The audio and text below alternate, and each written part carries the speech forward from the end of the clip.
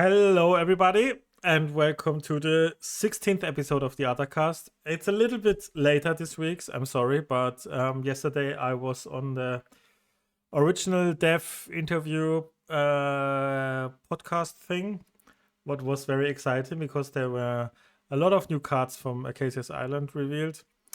What do we have today? We want to talk about mostly about the new set, of course, because nearly all by recording, I think 8 cards are missing, but the rest is revealed, and I think all legendaries are revealed and all super rares. And so there is nearly the time to start brewing, and we want to talk about a lot of cards we are excited for. And in the end of the podcast, we will show you one first deck list that we brewed and think it could be a nice way to start. And it's not red blue.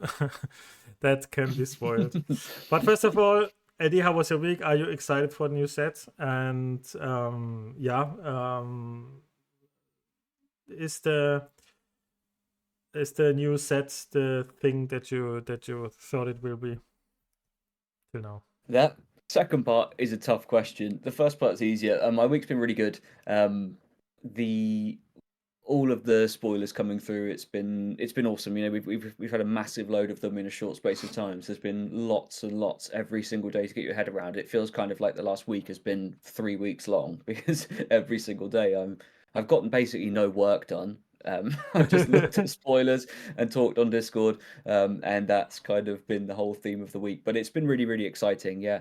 In terms of meeting my expectations, I'm sure we'll get into it a little bit as we talk about the individual cards. I think people have some concerns around power levels of specific things like Ruby Sapphire, and I think that's totally valid. I'm still excited to brew, and the excitement's there. There's lots of cool stuff coming, and lots of ideas. So overall, feeling really positive, but certainly, I think there are a few things that we'll need to keep our eye on moving forward.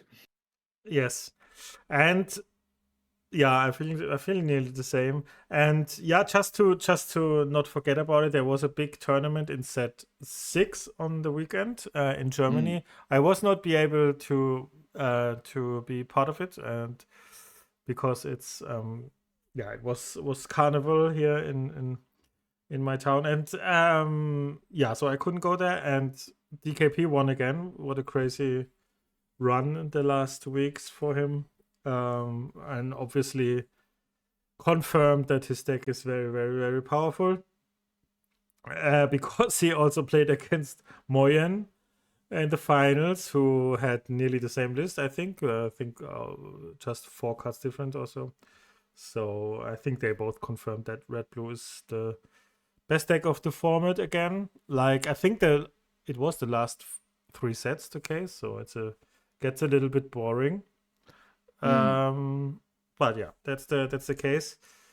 I just wanted to mention it because I think the people will not be super hyped about set 6 things anymore. But yeah, just wanted to mention it. Yeah. I think it's worth mentioning as well because there is the last thing you've said there is really important, which is that now we are at the end of set 6. The consensus that we've reached after all this time is, yes, it took a while to find the exact perfect build, but the players are in agreement. Red Blue is the deck of the format, and actually now, if you were to continue playing it,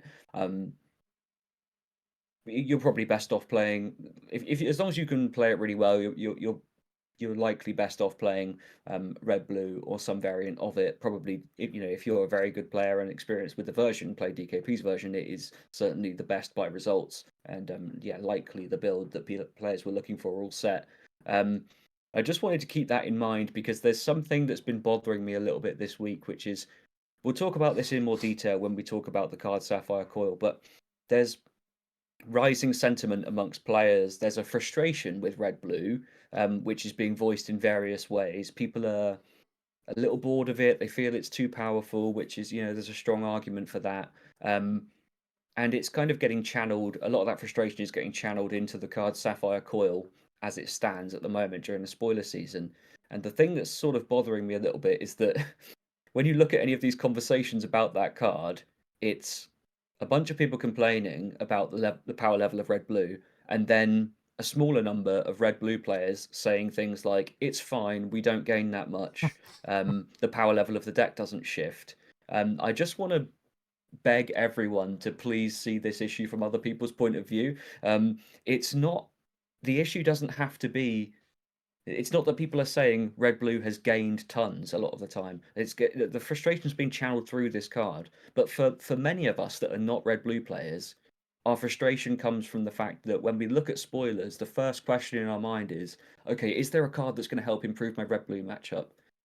Every single deck has their own different struggle with it. No one really runs it over. We're all looking for ways that we can improve our red blue matchup without giving up too much in other matchups. Um, and then it feels quite insulting when red blue players say, "We didn't gain that much. You really didn't need to gain that much. We were just looking for something to help us compete with you." And when you see the deck make gains while we're also not seeing a huge amount of those things that improve the matchup, it gets frustrating, and it's sort of a lot of people talking across purposes and stuff. But let's just keep in mind that the context that we're going into set 7 with is an agreement that red blue is the best deck in the format. So we're looking for things to shake that up. Anything that pushes it further, even if it's by a small margin, that's gonna irritate players. I don't know how you feel about it all. Yeah, it's a complicated topic. I think for the most part you're right. Red blue is the best deck of the format by. The problem is, for me personally, we are all biased, but I think it's the best deck in format by not that large margin that it feels. Yeah, I agree. Other decks are yeah, they can compete with it, but struggle. I think it's like a bit of the Bucky problem. It's very frustrating to lose against red blue. It's more frustrating than to lose against any other deck. It feels like you can do nothing. There's no game, and that's the bit of the problem. I think that misleads the evaluation of the deck a bit, but I still think it's the best deck of the format. But it's maybe not that crazy overpowered than it feels like it is. The problem is just that it's very hard to lose with the deck on the draw, on the play against any deck, and on the draw it has some really crazy good matchups that it's also hard to lose, and it's never a really bad. Yeah, I mean sometimes Aggro can run it a bit over, but still tough, and still a fight for every Aggro deck. So yeah, overall that leads to a very good win rate for the deck. And yeah, and I think just the play style is, first of all, nothing for everyone, and second, it's frustrating to play against because you're running into a wall. It feels like you do something, it doesn't matter what you do because all gets banished. You play something, you get banished. It's no interaction. They just remove everything. So what I personally like, of course, in the game is matchups where you have much board interaction. What was the case in set 3 or something, where you traded a lot and you need to decide, do you trade or do you raise now or something? And that's what I like about Lorcana, and that's just not happening in red blue matchup. You just either quest with everything or you can't because a shark is on the board. So that's nearly the two cases. Either you quest or a shark is there. So that's the two. That's the not completely, but nearly. So it is like that in practice. So that's a bit boring for me. For the player that plays against red blue. So that misleads the evaluation maybe a bit. But you are right. If we look into the new set, and we complain or we think red blue didn't get much, then really didn't need much. That's the case. I mean, if you see red purple, for example, for 4 sets now, They are for 4 sets. I think they changed 3 cards or something, and still Yep. top tier deck. So it actually doesn't need much to be still competitive.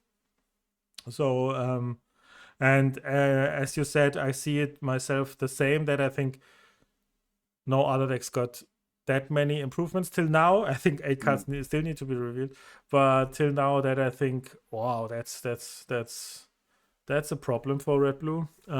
So yeah, that's yeah leaves a shadow a bit, but I hope it won't be the. And to be fair, on every set, nearly in every set, I think we are all bad in valuing the cards that are printed because we are all wrong. We were wrong all about Genie. We were all wrong about Yep. some other cards. Or maybe there are some hidden gems in the set that we didn't see much yet Yeah, and are still very I think so. powerful. And that is probably still the case.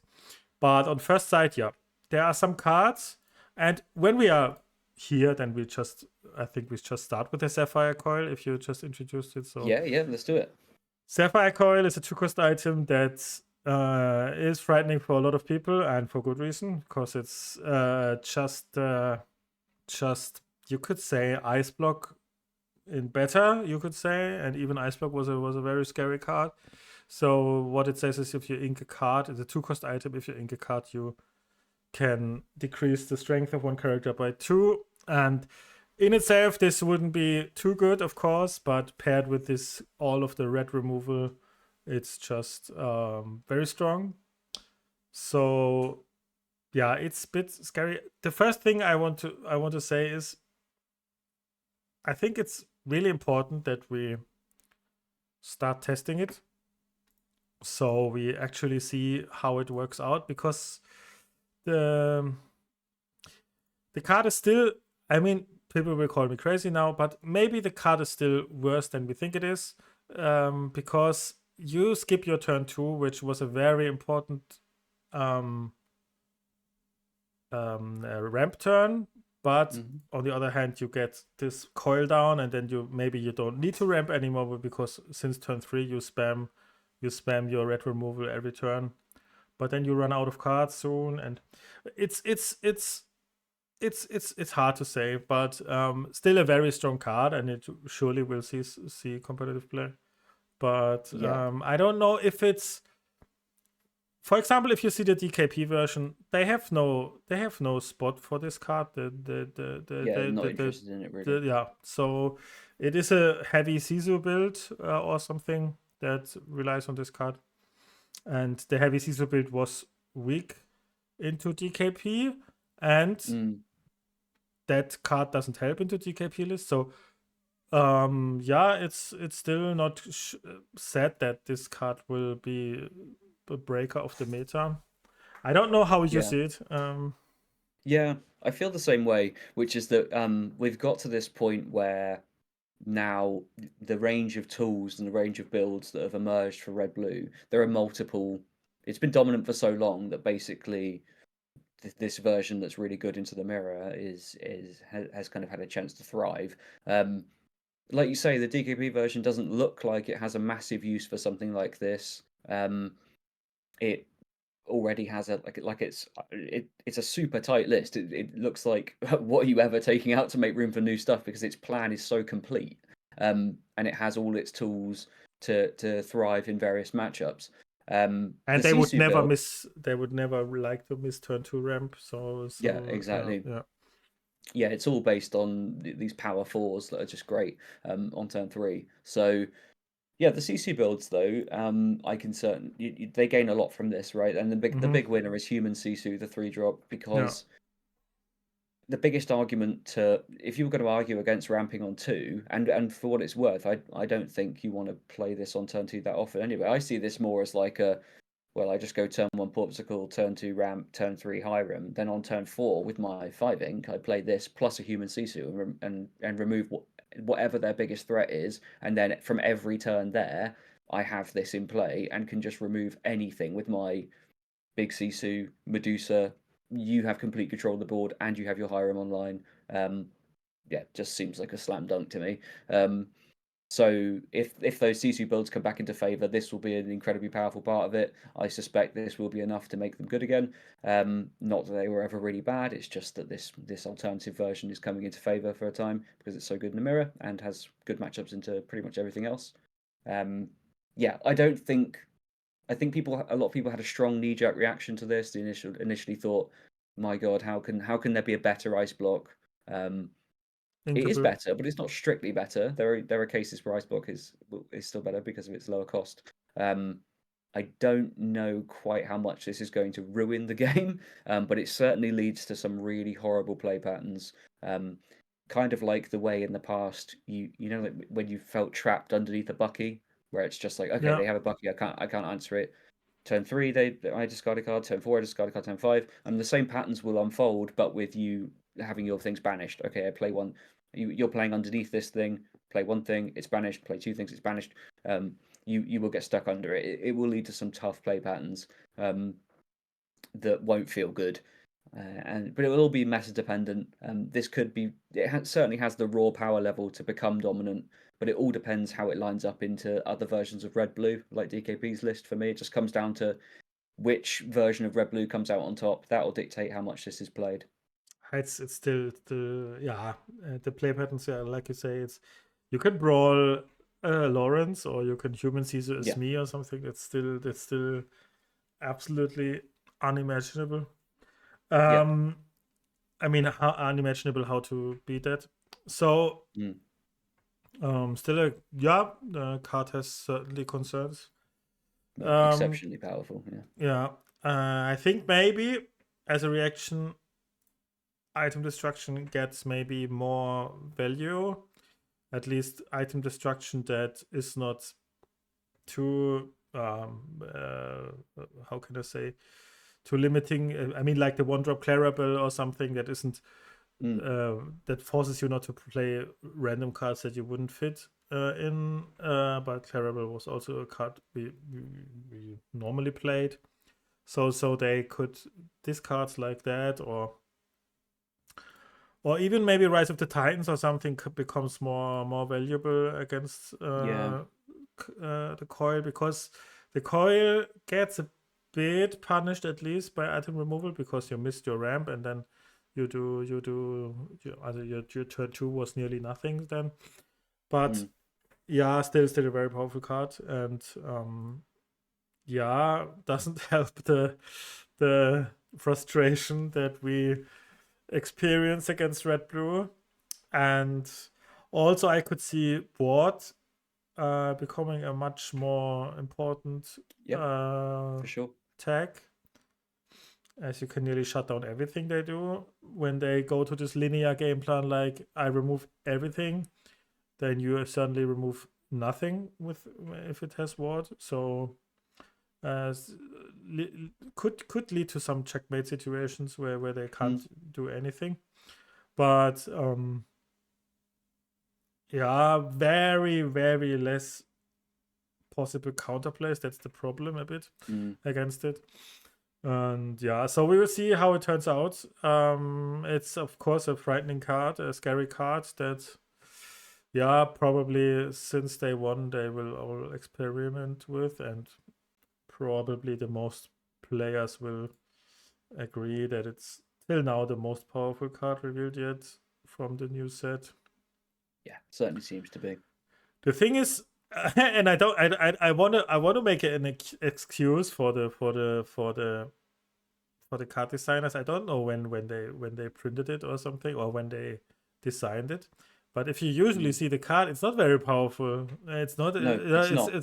It's just because of the Sisu cards, and you need to combine them, and maybe they didn't see that the combination is that strong, and because it's another color, the Sisu, you need to combine them, and maybe they didn't see blue red as the color combination at all when they decided. So it's still weird sometimes to but in the meta right now, it was of course weird to see this card getting revealed when Red Blue was already so strong. But yeah, if they designed it like set 4, set 5, or yeah, set 3, I don't know, then Red Blue was a okayish meta deck, but not busted or something. And then they thought, yeah, okay, that helps a bit for Red Blue, but now if we have the experience and the agreement that Red Blue is the most powerful deck, and then this gets printed, then it's of course a bit of Yeah, a weird situation. Then yeah, because that yeah, what the exactly. That was kind of what I was trying to get across with what I said up front was that the context is relevant, which is that yeah yes, you as a red blue player might look at this and think, my version doesn't even want this, or I don't know how good this is. This looks like a small upgrade for us. But the context is that everyone else is looking for any upgrade versus you, yeah mostly getting absolutely none, and you are picking from your choice of which busted card you want to play. It's not a level playing field. I don't think it's like wildly. It makes it sound like I think the game's in a super bad state. I don't. I just think Red Blue's the most powerful deck. Not even by a huge margin, like you say, and it just leads to some. When you see the people on top go higher, it, that's just a bad feeling, isn't it? yeah, absolutely agree. Yeah, and yeah, let's see how it turns out. Mm. It's of course something we have in mind, and we will all test against. We have to test against it. Yep. Because we want to find answers to it. Okay.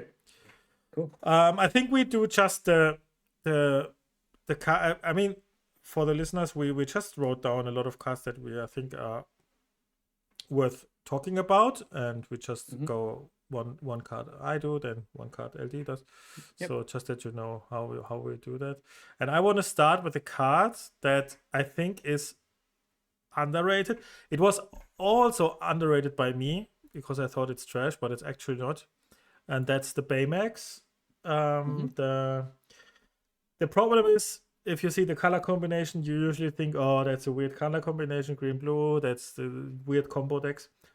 But I just wanted, not mainly because this card is very good, but I think the universal shift tag is very, very powerful in itself. And I think we could underestimate it a bit. Because since you reach turn 4, I just thought about it. You can turn any character. You just need a character on the board. And this can get a 5/5 that either trades something or quests or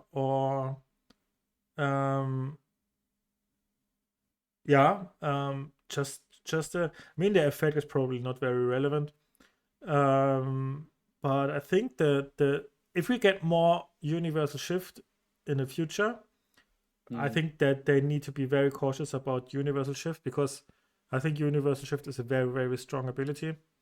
And if you play against the color combination green blue, you have to be aware of this card nearly all of the time, and don't let them do very valuable trades with it. It doesn't matter if it's on a T pool or on another one drop or I don't know. It's not very very expensive shift for 5/5 quester. So I think this is if green blue, it's a bit weird. It's a color combination. I think this is a very good card for that. Yeah, I agree, and I think that on the whole, we were saying before the set, once the dual color cards were confirmed, we were thinking this is a really good chance to give some of these color combos that don't have a strong identity, give them a strong identity. And I actually think blue green is probably the big winner, in terms of like it has it's I think its dual color stuff is thematically really cool and like potentially very playable. I can't really think of another combo that to me has had the same amount of that where I just like the support and like the direction that it's been pushed in by the dual color stuff. So yeah, this is one great example, and I think it's hard to when a card is this versatile, like universal shift, as you say, by design is versatile. You can shift anything up. It just offers you massive versatility. It doesn't need to do too much. So yeah, I think it's a super cool card and one that I'm sure people will build around and look to include and just love shifting up their T-pose and little stuff like that into a big body that's board relevant and does good stuff. Yes. So I'm excited. So what's your first card? I'm going to choose Mushu, the red steel Mushu. Mm-hmm. Again, based on off the back of what I've just said, the sort of second biggest winner in terms of its having its identity defined to me is Ruby Steel, and I think Mushu exemplifies this really well. It's coming together so nicely as a color combo into this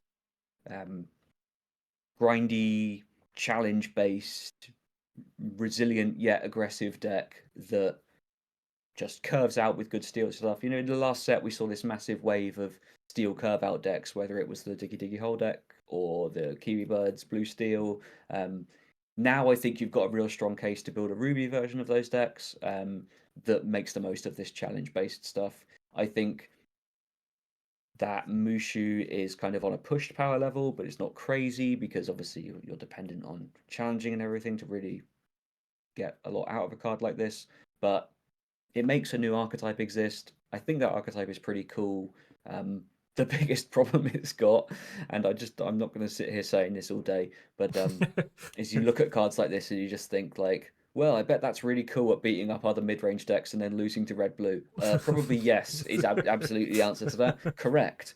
Well observed. But you can't get too excessively hung up on that. I think there is an archetype here, thanks to cards like Mushu, that now exists. That's exciting, Yeah, and I will play with at least.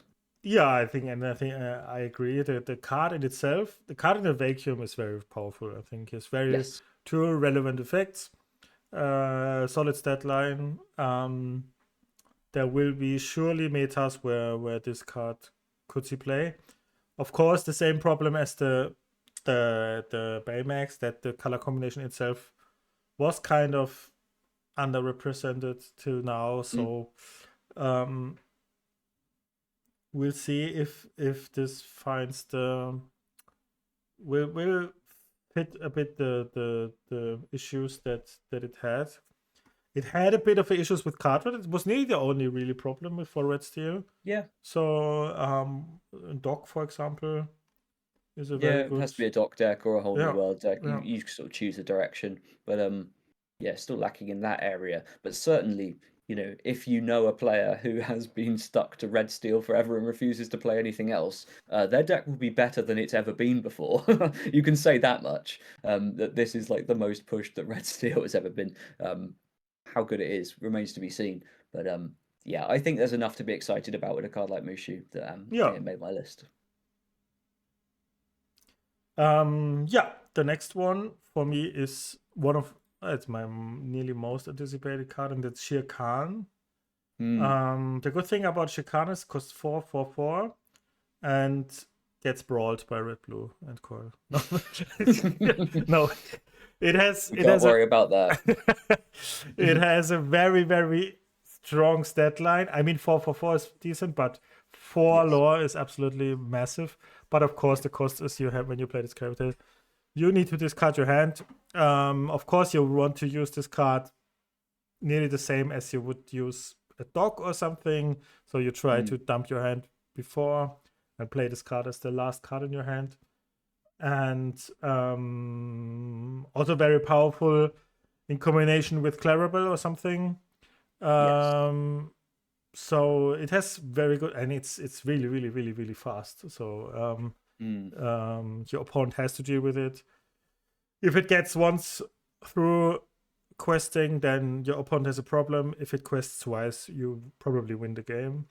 So I could say I could see chaining them is crazy as well. I mean, you need to draw them then, but if you are able to put 2 Shere Khans in one game on the board, then it's really so. I think it's a powerful card. Needs to play. You need to play with it cautiously, of course. Probably also not a 4-off, because they not synergize very well with each other. So you probably play 2 or 3 of them, and it's uninkable. So it has some issues, but I can see that if I play green purple I see this card in green purple, for example, where you we all know the you have your rabbits and your genies, and you play your rabbits and genies first. That's the good thing about this. You play your other cards first. The card draw you play first, and this is then the last thing you play. So I usually don't see that as a big issue if you play this and rabbit or genie, and maybe the time will come. I think that it's not very far away where we are able to cut rabbit. Cause we play full with Clarabelle and something, and we have to be with faster. genies. I think Clarabelle my first thing is that both Clarabelles, the small one and the big one, is for me when I start green purple is a 4 for me, both of them, but because the small one will really punish the coil. I'm really sure about that. That's very strong. I mean, imagine we had problems when they ramped on turn 2. Imagine they don't ramp and we kill then the coil. So that leads to a very advantageous position. And then it's weird for them because on turn 3, what do they do? Do they place another coil if they even have it? Then they do nothing on that turn. So it's I think that's very strong to remove their items. And maybe with Clarabelle and cards like Shere Khan also helps in that matchup. I think we can be fast enough. I really like him. I don't know how you feel about it. Maybe you find it the effect too limiting or something. No, I like it a lot as a curve topper. And the thing is, like you say, you just play out your other cards first, and then 4 cost doesn't mean slam this on turn 4. In fact, most of the time, what you'll hopefully be doing is playing this, playing out your nice aggressive curve, and then I imagine a lot of the time this plus a 2-drop on turn 6 or something like that, so that you have mixed threats. But certainly, I want to play this with a Clarabelle in play. I'm very, very interested in that. I just think it's probably the most exciting of the Emerald reveals so far. We've not got a huge amount to be excited about in the spoilers so far from a green purple point of view, but this is one of the things you can point to as like there's an opportunity here. And just I know it's generally it would be your, but I think that's because it fits together.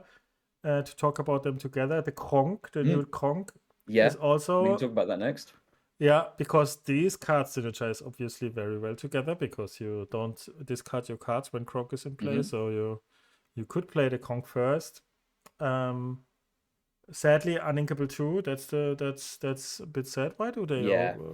I don't know. Why do you everything uninkable? But the Kronk has ward and has the effect you don't discard cards anymore. If that's not a cost, that needs to be set to. So if it's a cost, you need to discard, but the discard effect from Shere Khan is not a cost, so you actually can play this Shere Khan for free. The Kronk has also ward, what's very relevant probably against red blue. And I don't know if he's good enough though.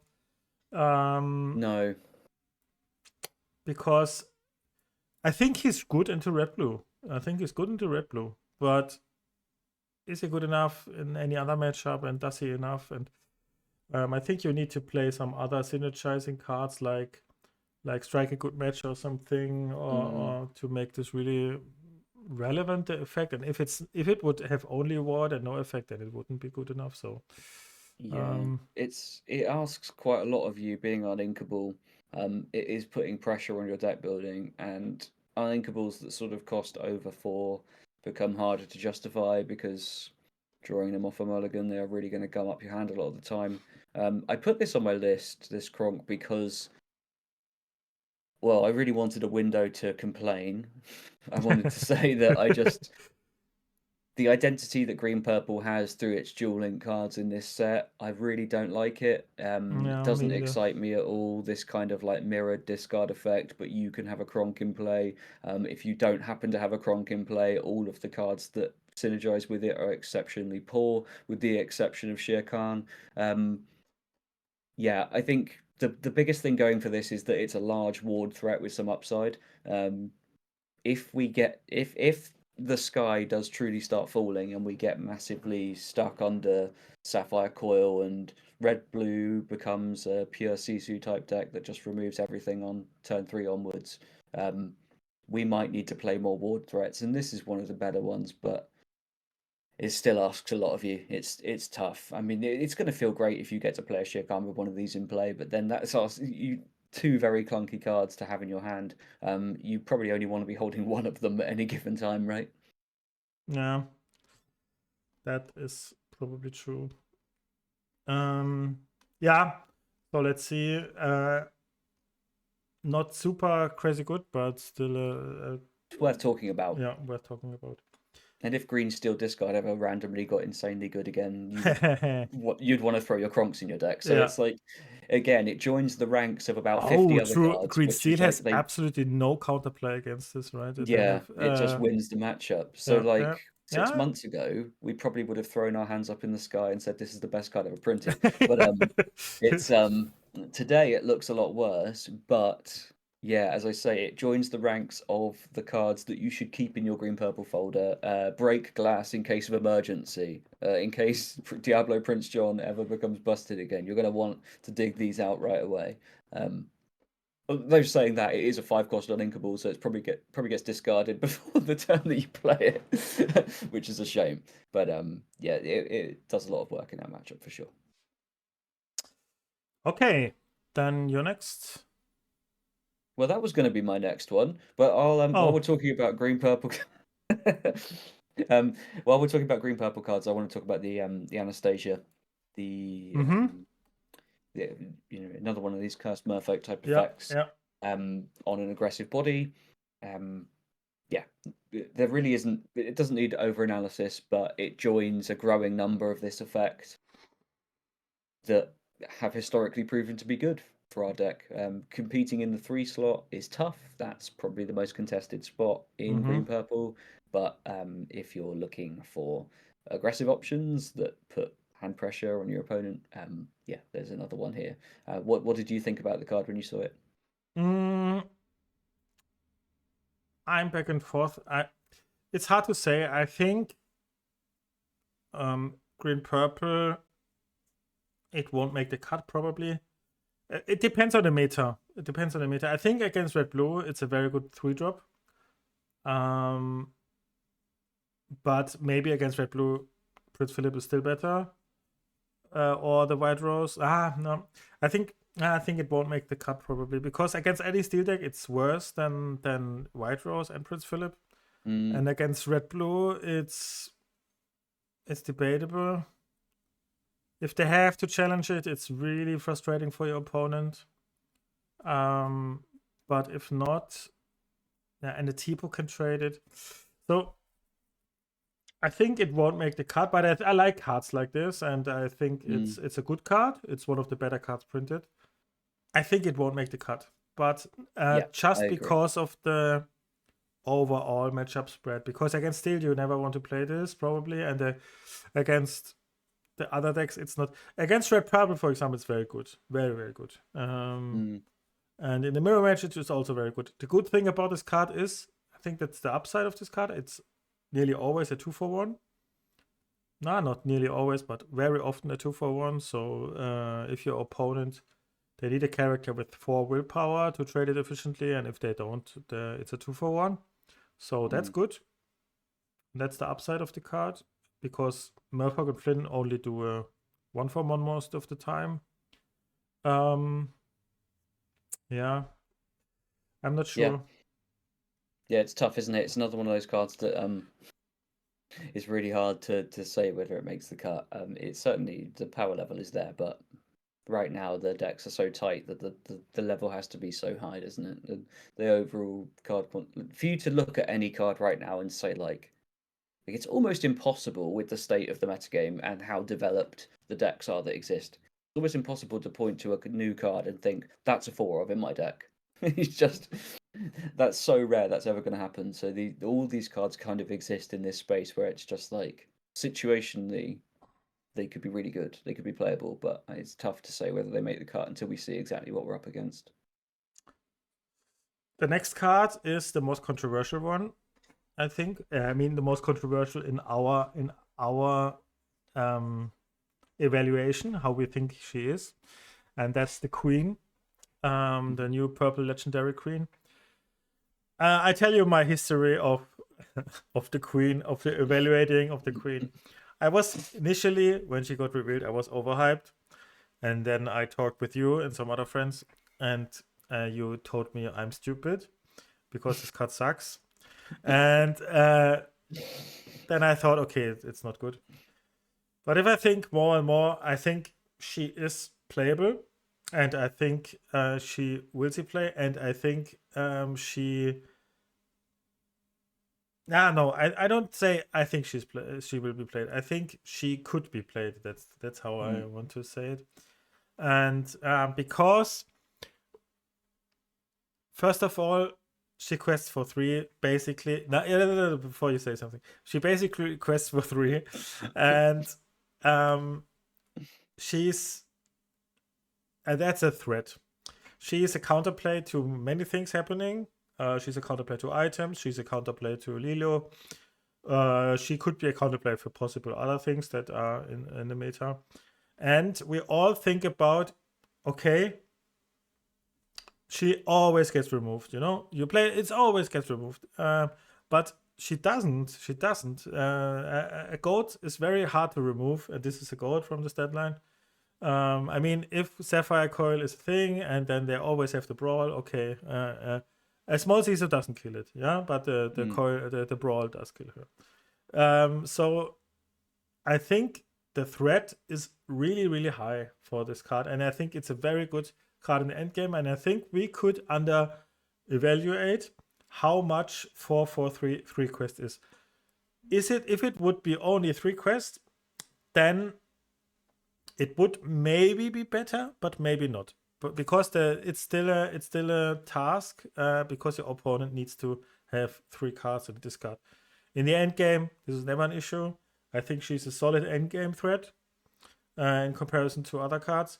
And yeah, not talking about the case that if it's a princess, you get 4 lore even. So against all Ember decks, she gains nearly always 4 lore. So for red purple or some other decks that want to turn over the game, she's a very fast way to do that. And she's a solid counterplay to some. I mean, if you can manage this once, your popsicle is under your deck. That's even better. Then I think, yeah, I can be wrong, and she's still not good enough, but I think it's at least close. So that's my thing. And now you can crush me again. Well, I think you said it all there really. It has a very high ceiling. When there will be situations where you have a 4-cost 4/3 that quests for 4 and puts some gets rid of some relevant stuff from their discard back into their deck. More often you're going to quest for 3, and you want to be shuffling back in some placing back in some popsicles, that sort of thing. Stop the recursion of these cards. Fantastic when it does that. Realistically, you're probably never ever getting this off more than once, but when you gain 3 lore, that's fine. That's on rate and what you would expect for a 4-cost card. No, that's way over. That's way over. Tell me a 4-cost that quest for 3. I mean, you can say the floor on goat is 3. Yeah, goat. Yeah, goat. And that's the slot this is fighting. Yeah, that's true. Yeah, goat is the most limiting card for this. It's the most reason to not play this, but you can play this in addition to goat. I would never cut a goat for this, but yeah. No. Yeah. Okay. Fair enough. I mean, yeah, it is above rate. It's good. You're happy to get that result from your card, but for me, it's just this is just the way my mind is wired. I really don't like that it's conditional. because I can just see the scenarios where the condition isn't met. There aren't two things for me, and I have a miserable 4-3 that quests for one. I think probably it's going to be online a lot of the time. It's already kind of risky to play things that cost 4 and above, but don't do anything on play. There's just there's like failure modes here that make me think, well, we're not exactly short of good 4-cost purple cards, are we? Between Rabbit, Genie, and Goat. This, when it's good, is really good and is definitely in the conversation, but to be taking that slot for me, it shouldn't have any chance of failure. I can't have a card in that slot that has a chance to not be good. And that's probably the killing point here. Yeah, I think in overall you're probably right.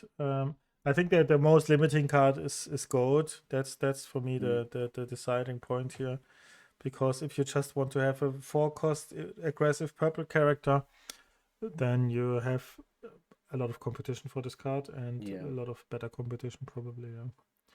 Yeah, it's a tough one. On paper it's something that, like, again, a few sets ago we might have been really excited about, but I don't know, now it's tough. Okay. You're next? I want to talk about Tamatoa. Tamatoa. The legendary Tamatoa. Yeah, that's also a card probably most people think one of the best cards of the set. Yes. And there really isn't a great deal to analyze here. It looks like it's probably, in a lot of cases, going to be a better card than the 8-cost Tamatoa, because you're going to just buy back more things on play. It's way better when you just, if you're in like 1-for-1ing wars, you're getting two Popsicles back, or 2 items back, whatever, versus one. Obviously the ceiling isn't so high. You're not going to get these massive dimes off on it because it quests for 2. But this is like a really, like, it's well statted. It's gonna give you, it has a really, really good on play effect, and then the effect when you quest is just like the icing on the cake, isn't it? You don't need to worry about, like, does this happen?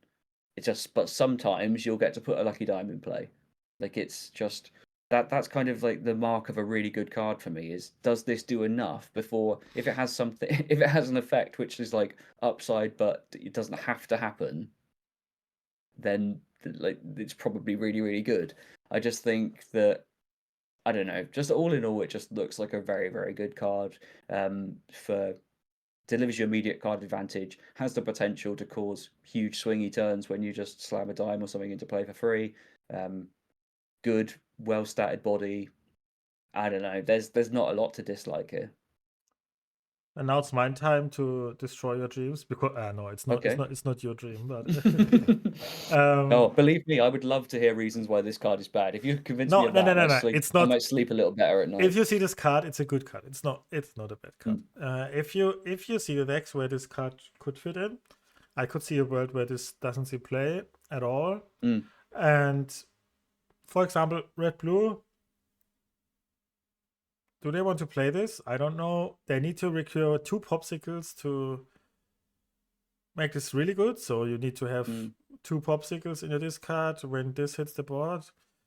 Otherwise, it's a very, very fair card, especially in a deck like red blue that does so wildly powerful things. A shark is very more threatening, and the second effect doesn't appeal for me too much.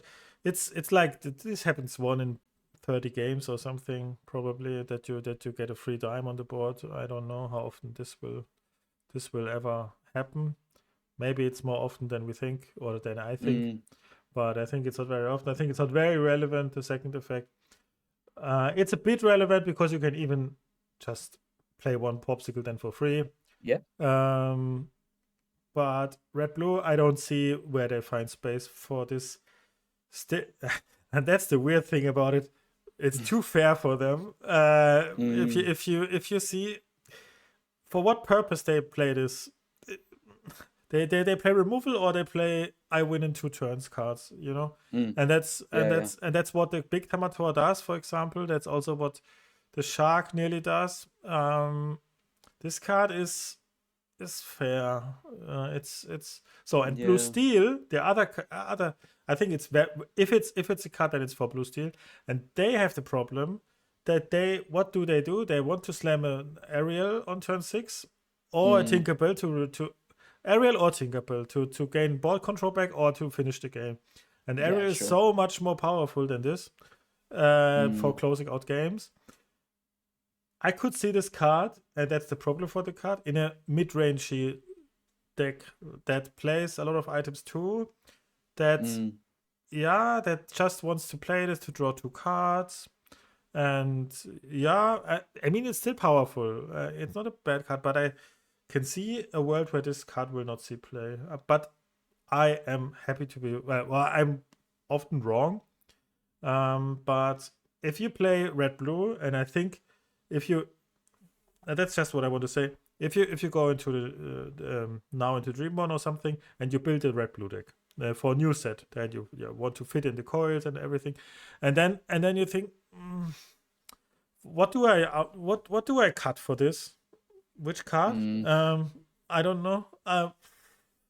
You don't do you Maldragon maybe, the big Tamatoa maybe, but the big Tamatoa is such a different card. It's just it wins you in 2 turns. This card is not nearly doing that. It quests for 2, and that's all. And draws you 2 cards. What is fair? Mm.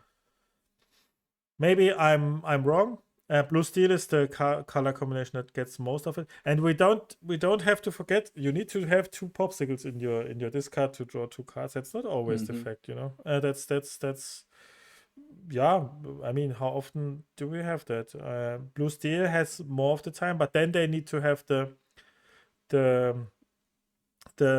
for this fair, they need to banish it. That costs one ink as well. So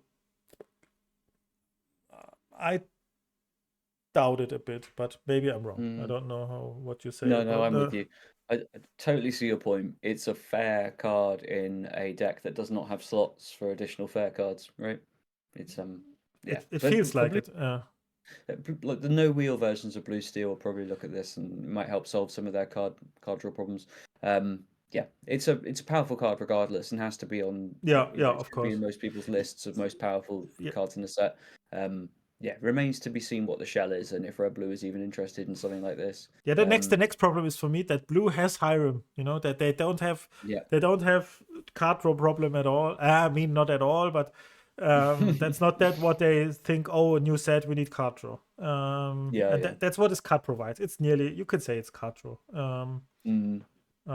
So it's a good card, but I doubt it a bit to see competitive play. Yep. Next card for me, a card I want to talk about, because that's for me the card that is the hardest to evaluate. Mm-hmm. And that's the Bagheera. Yeah. Bagheera is a 5-cost 4/3 bodyguard, and has the effect when this character is banished during an opponent's turn, deal 2 damage to each opposing character. And I can see both sides of the medal with this card. It could either be the most annoying card, or it can you don't care at all. That's the two. Because it's the same card. Like I can compare it really much with Emerald Chromicon, because if your opponent is ahead, they don't care. You play a 4/3. It's only on your opponent's turn. So yeah, you quest, and they can, what do they do with this Bagheera then? I mean, maybe they can sing something. You don't want to trade with a 5-cost 4/3 anything probably. So it just does nothing. But if you want to protect one of your characters with it, like I don't know, anything like a 5-cost Gantu or something that quests for 4, then it's suddenly very, very powerful. But then you need to be ahead. So I'm really not sure. How do you feel about this card? It's very interesting for me. I like it. It Yeah, at first glance, it looks very much like the sort of thing that those Kiwi Bird style Yeah, yeah, blue steel yeah. decks should be interested in. You can see the use cases for it there. They're looking for just like 2 questers on 5 that top the curve and protect their other stuff. That's kind of a, that's very much the sort of card that a deck like that would consider at least. Um, this is like this is like full copium, but like at least against red blue when you present this and they have a shark on board, like at least when they trade with shark, like it does actually die, which is just not true for so many cards. Like if they want to challenge with their shark, they It challenge dies. into Yeah, this and lose their shark. yeah. Now, in reality, what actually happens on those turns is you just get B prepped anyway. But and then they Actually, play their shark I after. have to disappoint you. If they have a coil on the board, shark doesn't Oh die. yeah. Oh God, I hadn't considered that. Let's assume they don't have a coil in play, and you can actually get it, which is like the most ludicrous thing to even be thinking. Is like, well, at least this trades with this busted thing that immediately buys something back and replaces itself into hand anyway. I hate that that's the world we live in, but it is the world we live in. And when they connect with their shark, you do sort of need it to die. Which again, if there's a coil in play, that doesn't happen. But if there isn't, it does happen. So there's something to be said for that. You again, Yeah, a but very very is about as unreliable as a shark answer can get. But it is worth noting that around that period in the game, they're looking to that's connect with not. a shark for the But first time, and at least it would die. but is there an argument for this? Because each 5 strength character would trade with the shark. Yeah, but it's not true for any of the other options around that slot, like Chempo or any, Yeah. Okay. Yeah, bunch that's of these true. other Yeah. things. It's just Yeah, the that's other true. things don't line up Yeah, like that. that's There true. aren't Yeah. any real options that have that benefit. So at least it brings that to the table. I would love this kind of card to be good. I was excited when I first saw it. I think the excitement wore off a bit as I kind of thought maybe this isn't quite the card I want it to be, but I certainly don't think it's bad. And again, in those kind of steel curve out decks, it provides a really good The option around turn 5. the good thing is what a friend of mine, Primer, shout out to Primer, said about this card. What's because he's a very very good player, and it was very clever from him to say that. Why he thinks this card is good, because in blue steel especially, because you want to have a singer on the board of blue steel, so that means you play this. You want it to survive, obviously, because he wants to sing. But if he doesn't, then he has the effect of dealing 2 damage to everything, you know. So Yep. it's queer. You could say it's a singer that doesn't get punished to be removed. At least not that much than other options, like yeah, I don't know, Chenpo or something. That Yeah. that's a good insight, I think. It's great if you're looking to sing grab your sword because they either trade into it and get they either trade into it and get grab your sworded or leave it alive and get grab your sworded. Yeah. So yeah, Yeah, a it's nice a little bit of a lose-lose damned if you do, situation, damned if yeah. you don't. Yeah, which is good. Those are the sort of situations you want to engineer. So yeah, that is good insight. And in those kind of wheel builds, it's might be something to consider for that reason. Yeah, cool one. Nice. You're next? I only have one more, which Oh I yeah. don't even know how to pronounce it. I think it's Honeymaren. I'm gonna say. I don't even know the franchise this card is from, by the way. Whatever it is, I've not seen it. And I only really wanted. I don't want to talk about this for a long time at all. I Yeah. just wanted to say there is a growing list of cards that gain lore on Ah, play, okay, yeah. I see. Yeah. where you keep the counter in the back of your mind, right? It's like the blue one, the purple one drops that cantrip. It's like, and just purple cards that cantrip in general. We're not far off having a deck where everything redraws. So you keep this little ticker in the back of your mind of like, yeah, okay, at some point we'll be able to do that. Yeah, it's unreliable reach, but it's more reach and just keeping a clock for the amount of cards we have like this in the game. Something that could potentially be relevant in the future. Not something I'm looking to brew around, but yeah, we soon have like pure goat dot deck where every single thing just you play it and get your lore and whatever after that. like a magic red deck, right? Like you just burn your opponent out. And Yeah, I it's think it's I think it's I think you're right. It's at least a character that does something, and it's a very cheap one when it hits the board. I mean, for 1 or 2 costs, there are not many effects that, or many characters that do something when they hit the board, or at least something relevant. So you can play this into any board against Blue Red, for example, and it nearly does always something. So yeah, and it does something relevant because that's a very relevant thing against Blue Red. So yeah, I can see that. Probably too fair right now. Yes, it's it's the definition of fair. Yeah. What do I have? What do I have left? Gantu. Yes, that's my last one too. Oh no, this was yours. Sorry. Then we talk about No, Hiro. that's fine. We can Okay, talk then about Gantu. yeah, Let's go. Gantu. Gantu, I'm not sure about. When I first read it, I was not very. Yeah, I didn't like it too much. When you play this character, characters can't exit a sing song until start of next turn. But that's only really relevant against Steel Song, I think. Other decks, I mean, it's fine. It's fine sometimes that they can't sing how far ago or something, but no, nothing that is worth to play a 4-cost 1-quester for 2/4.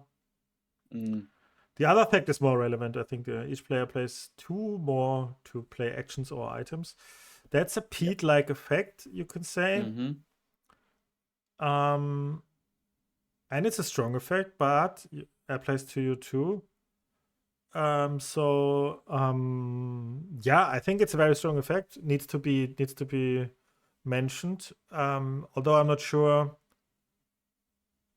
if it finds a home, and I can't see the home for this card. Maybe it's an aggro-ish type deck that wants to use this as a Pete, but then you play Pete probably.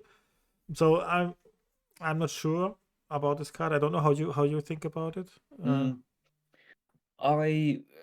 I think I felt similarly to you when it was spoiled. I thought, cool, that's like that's more versions of the Pete effect, basically. In terms of what you do with Pete, quite often you're looking to sort of play it before critical turns where you're going to get be prepared or something.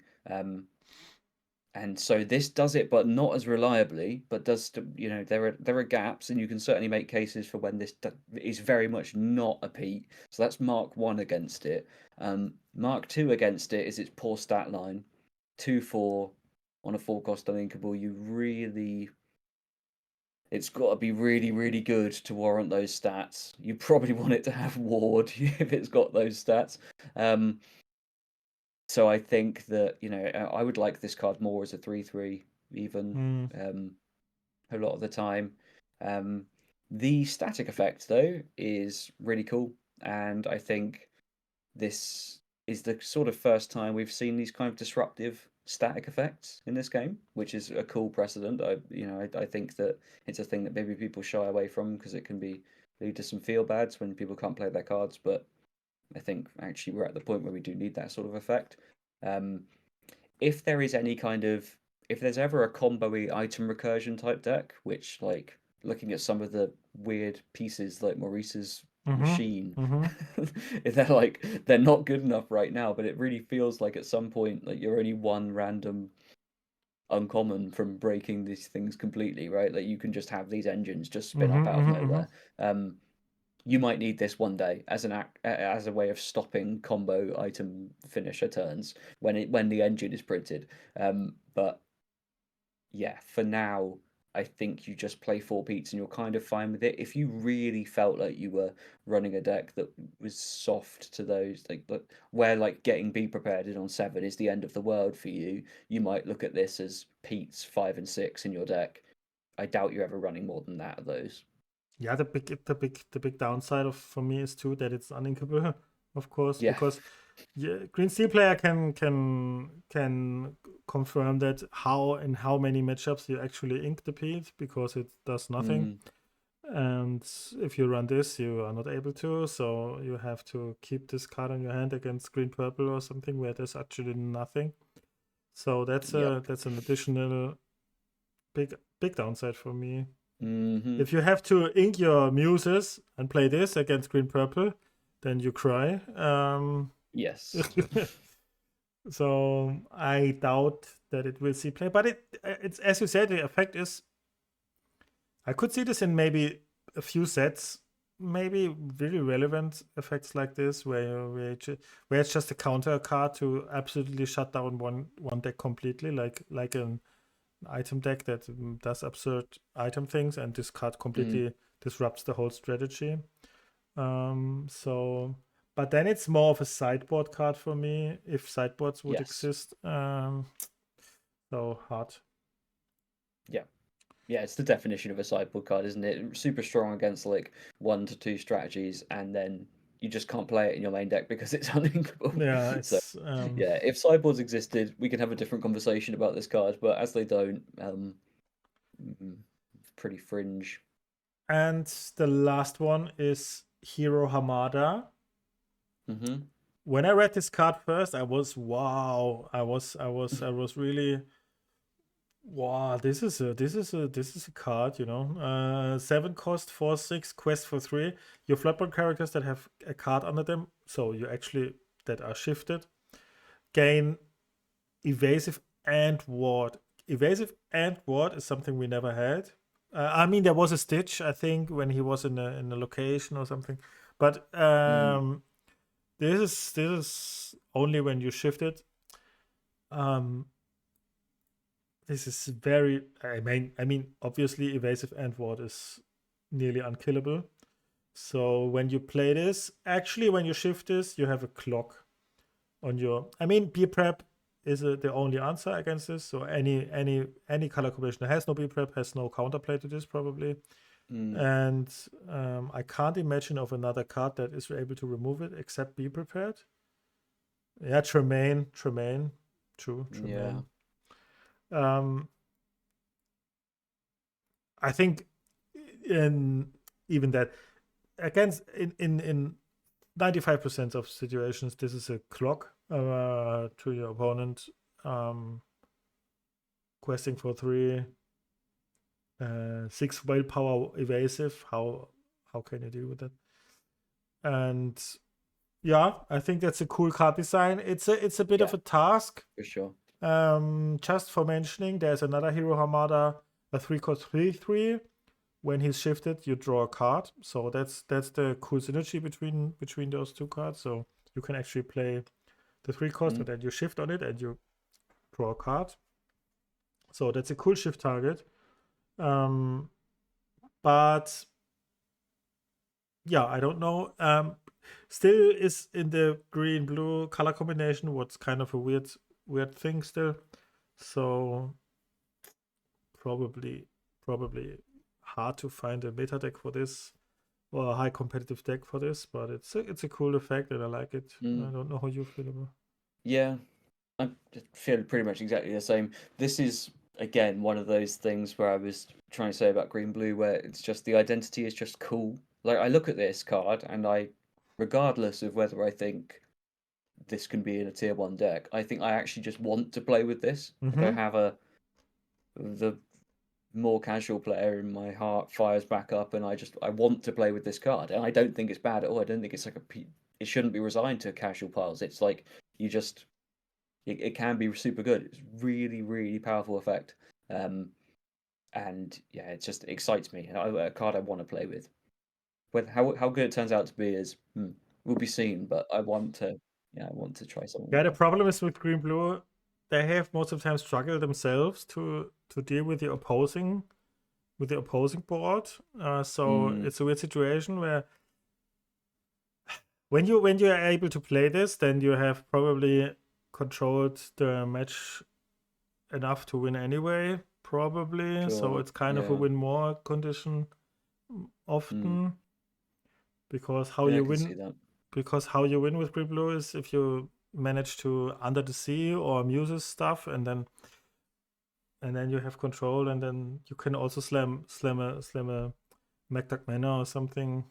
Yeah, but hard to say.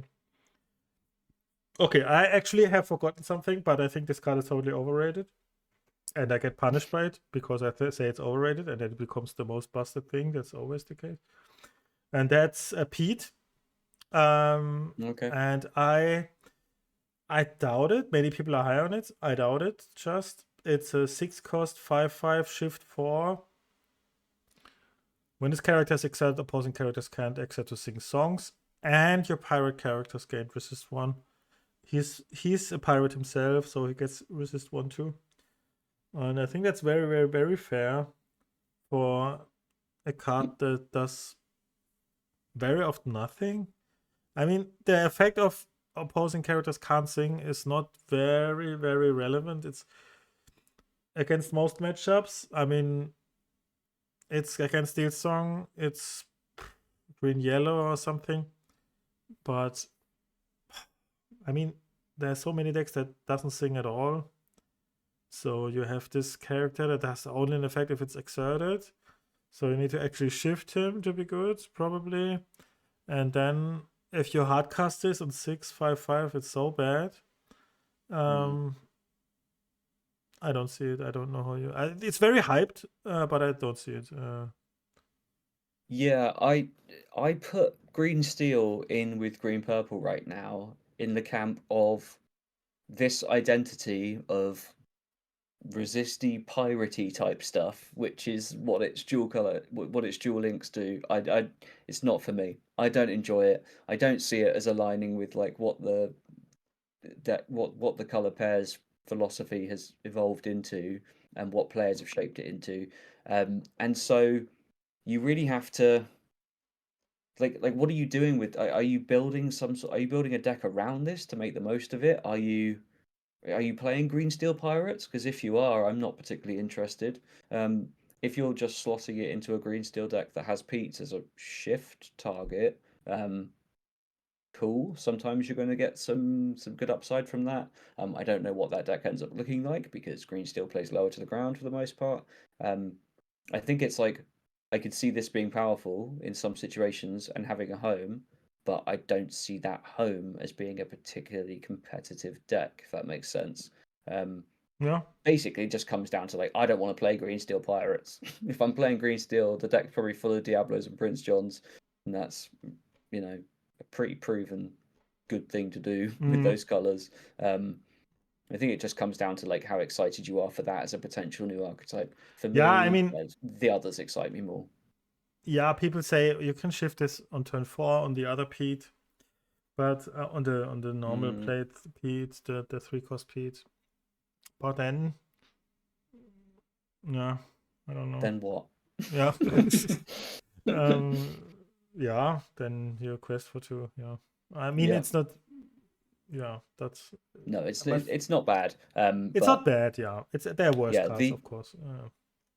the theme of to kind of wrap up this section of analyzing new cards, the theme is that there's loads of great fair stuff, but doing fair stuff might not be good enough anymore. We are getting into pretty unfair territory, and many of these fair cards might not make the cut. Yeah. Do you feel the same? Yeah. I say the era of fair Lorcana is over. It's a big Um. statement. Yeah, I mean, fair is a bit of It's not a very detailed. No, I no. mean, fair is not. I can't say it in English. You can't completely say what is fair and what is not fair. Yes. But I know what you mean. I know what you mean. Yeah. And I think I agree. I think I know what you mean with fair, and I agree. With fair, you mean cards. Yeah, what is fair? What is fair in Lorcana? Can we? Yeah, it says a lot that I can't even describe what it means Yeah. myself after like willingly using it. Fair stuff is like your one card is on rate, potentially replaces itself, and just kind of like it's basically one for oneing or gaining an amount of lore that feels reasonable for the printed cost on a card. It's like Yeah. getting something close to your prescribed value based on the cost of everything. So like in the past, in other TCGs, fair strategies tend to be the definition of fair strategies is somewhat slow mid-rangey decks that play loads of things that have like a marginal effect and draw a card. So all of your cantrip one drops. Rabbit is a fair card that becomes unfair sometimes in conjunction with bouncers. All these kinds of things that have made up the purple core, it's very fair. Reach stuff like goat borders on unfair. But it's so, like you say, it's completely intangible. You can't put your finger on exactly what it is, but you have to be doing something more powerful that feels like, Yeah, yeah, I don't know. I would describe it a bit like I mean the upside of fair things is or was traditionally in my opinion that they are more consistent most of the time, I think. Yes. Yeah. So actually if you play a fair deck, I would describe red purple as a fair deck, for example. It's a very Yes. consistent deck. Red purple is a perfect fair deck.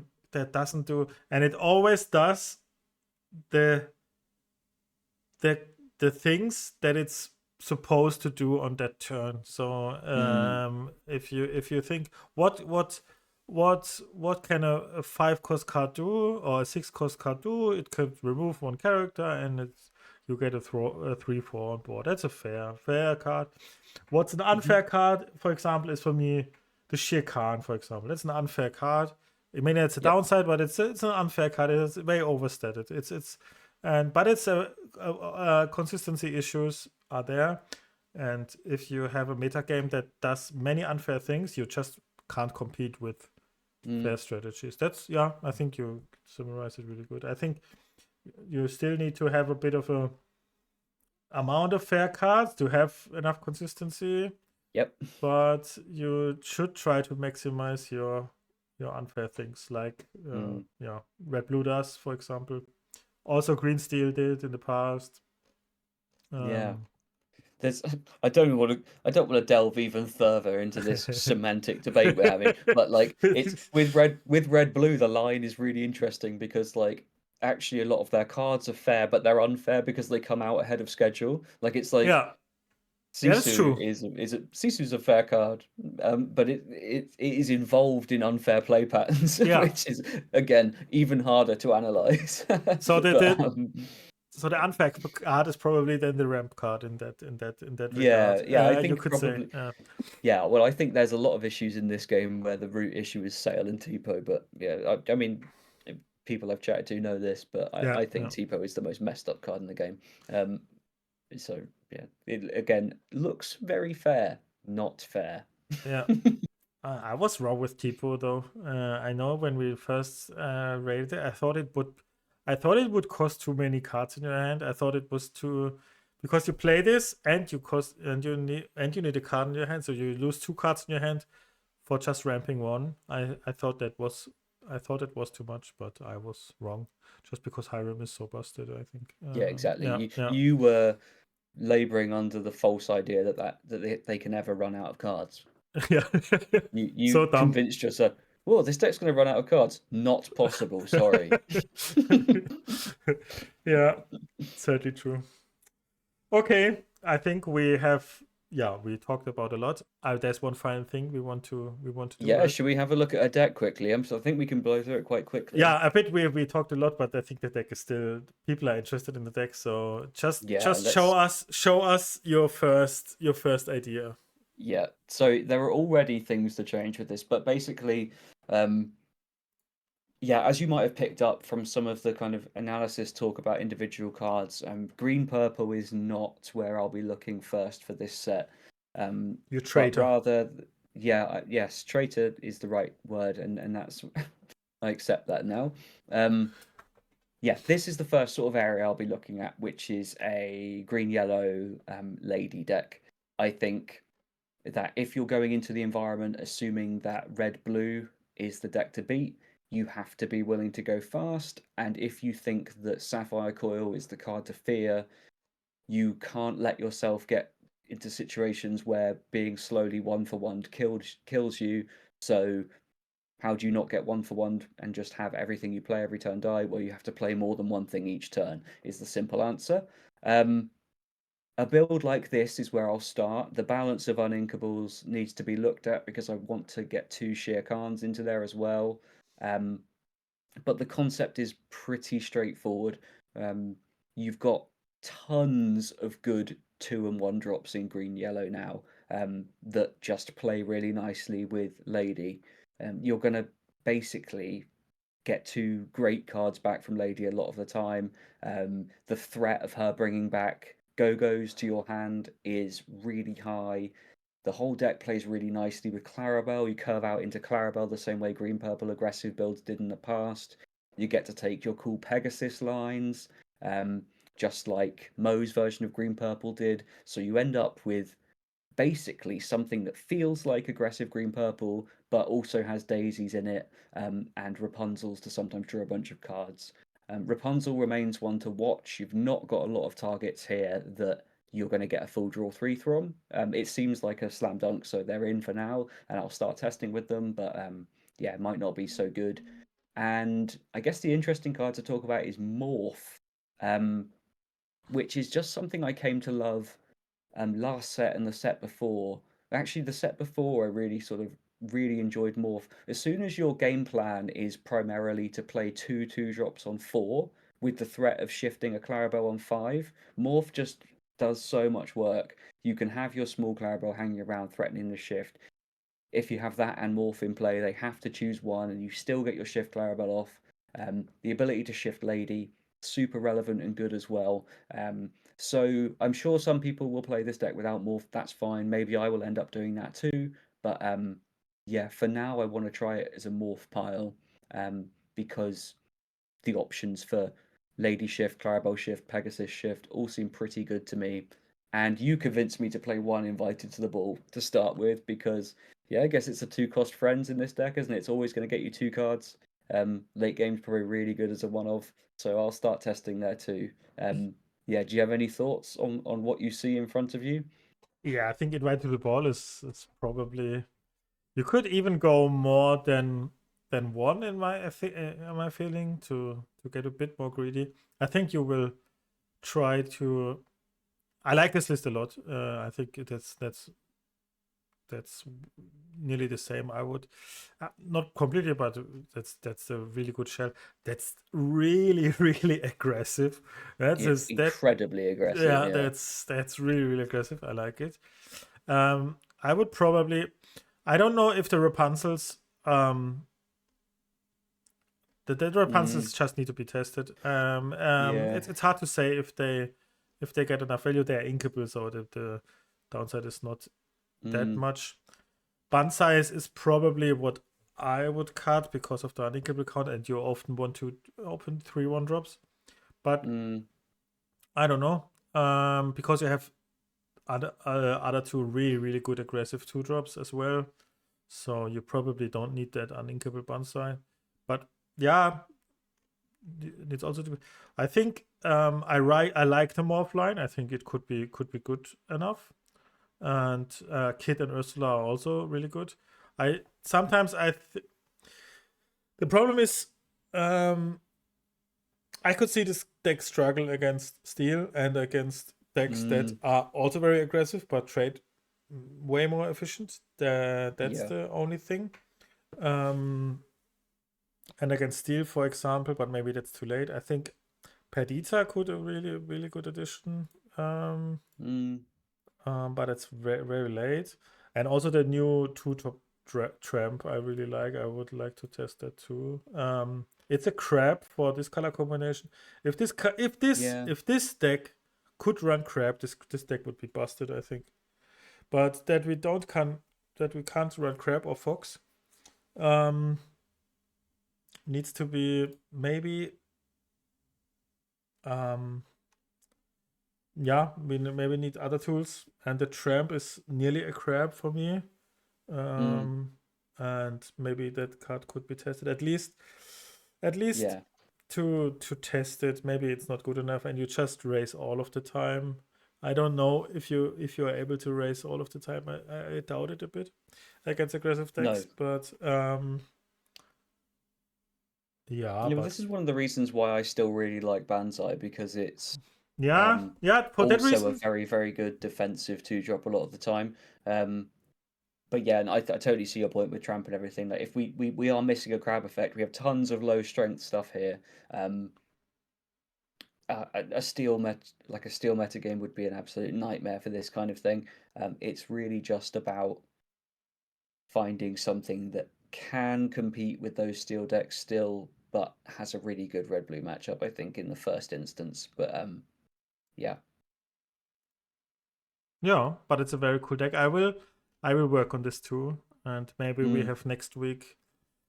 Maybe we have some new insights and maybe some new. There are some cards that could be considered. I think Sven could also be considered. Yeah. Because Sven Signature is very good with Piglet or something. Yeah, I mean, it could be a Mufasa deck with all these characters. There's Yeah, a ton of stuff to consider yeah. that will be very much worth thinking about. But Maybe, yeah, yeah.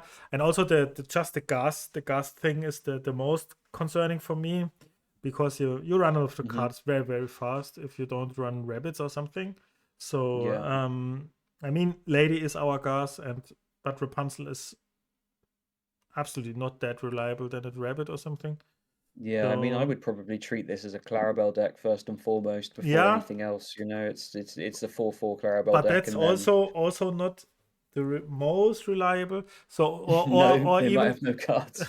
or even I think I could also see the 3 cost Clarabelle in here. I mean, it's not very Yeah, yeah, very crazy good or something, but it's another shift character and helps you a bit with the gas to just survive mm, till the important turns, because in yeah, turn 3 4 you are out of cars probably. yeah. I um get that. Could be good. yeah, yeah, but that's cool. That's Yeah. a good way to start. Yeah, just lots of fours to start with, and then Yeah, we'll yeah, just sort of see what sticks. But yeah. yeah, just because I don't see a huge amount of upside to green purple at this time, this is yeah certainly something to test first for me. Yeah, and I'll report back with findings next week, probably alongside some different lists. Hopefully, we get to just talk about Yeah, a I have bunch of deck some I lists have next some week. other things in mind.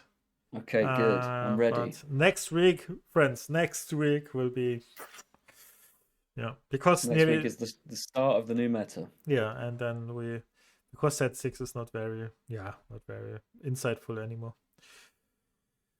Okay, so I think that's it. Cool. That was a long episode, but I think it was worth it. Yep. We will, hope you will be next time again with us, and wish you a pleasant week. Hopefully the last 8 spoilers are great, and we will see you next time, and bye bye.